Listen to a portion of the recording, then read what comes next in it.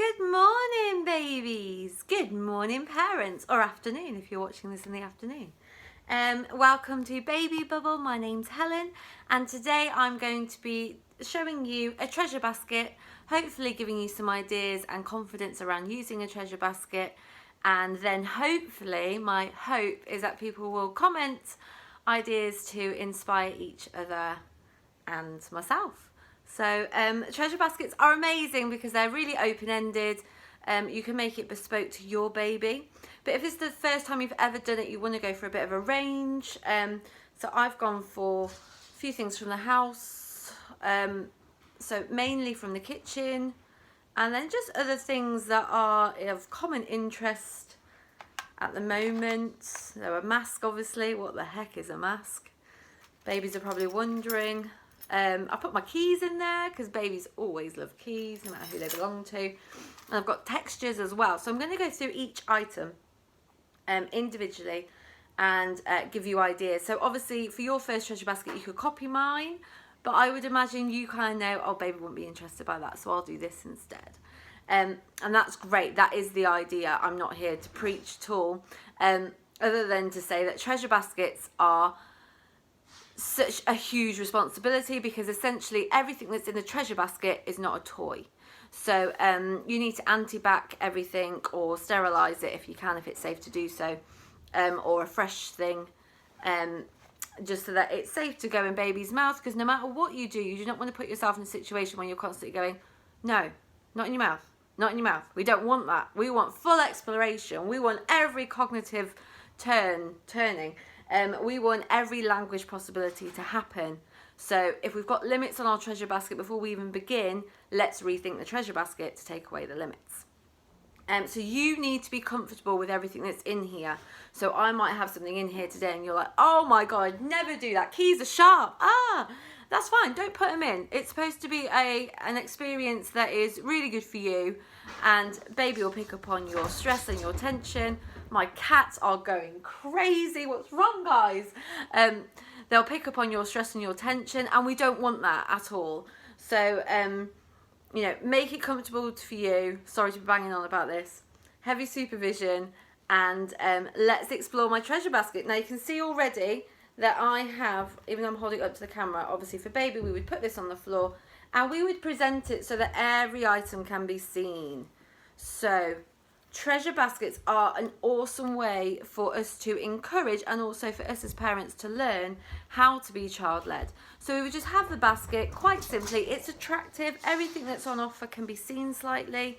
We've made it look like a bit of a hamper, and we will pop it down for baby to explore in their own time. Now, some people like to cover it as well, so it's a bit of an unveiling, so you could do that if you want to.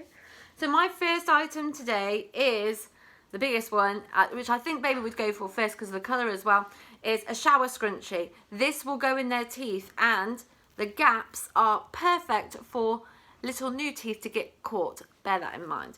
And obviously it's been sterilised. It's quite alright to be sterilised. We don't want them to have the taste of lynx or anything in their mouths. That won't be very nice.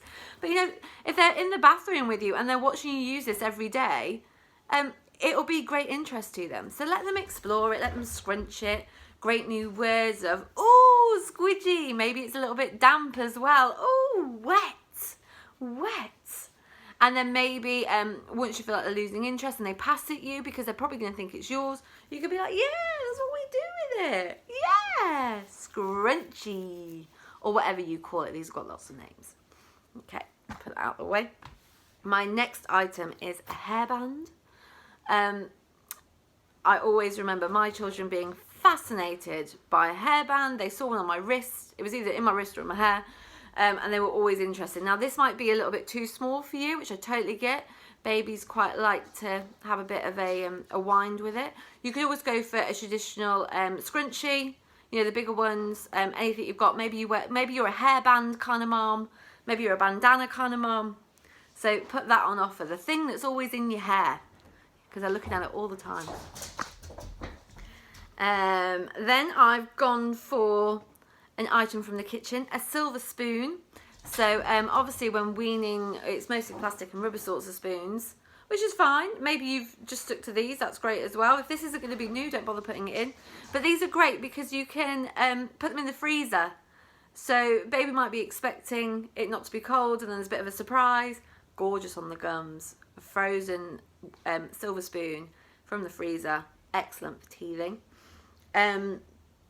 So you could try that out as well. There's also an opportunity for reflection, and no better face is better than their own, depending on what stage they're in. And you can, you go upside down in this as well, so you can be in there as well, have a bit of a silly moment with them.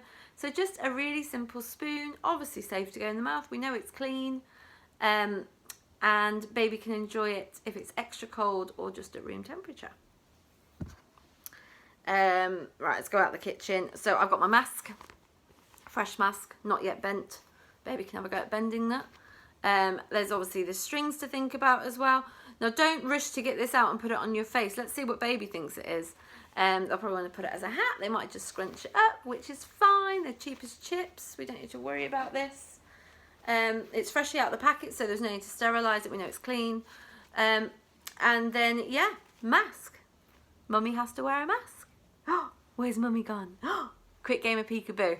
So, and then if they are starting to come out to the shops with you and stuff, it's not as intimidating when Mum puts this horrible thing on. And I don't think they're going to go away completely. So even when maybe you choose not to wear one, baby's still going to see other people wearing them. So I think it's good that they have language around this. Mask, safe, hiding, those sorts of things. Okay, my mask, which is in my camera. I'm going for my car keys.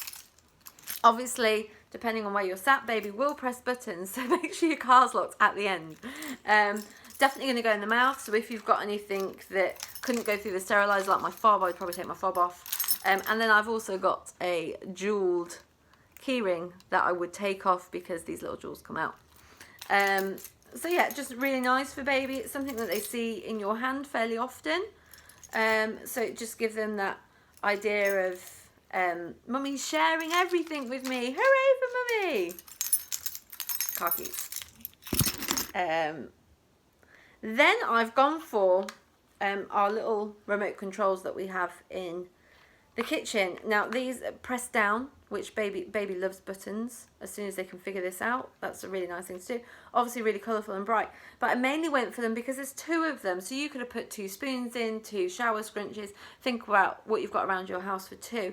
And this is where we're going to practice child-led play. So whatever when baby picks this up, you would take the other one.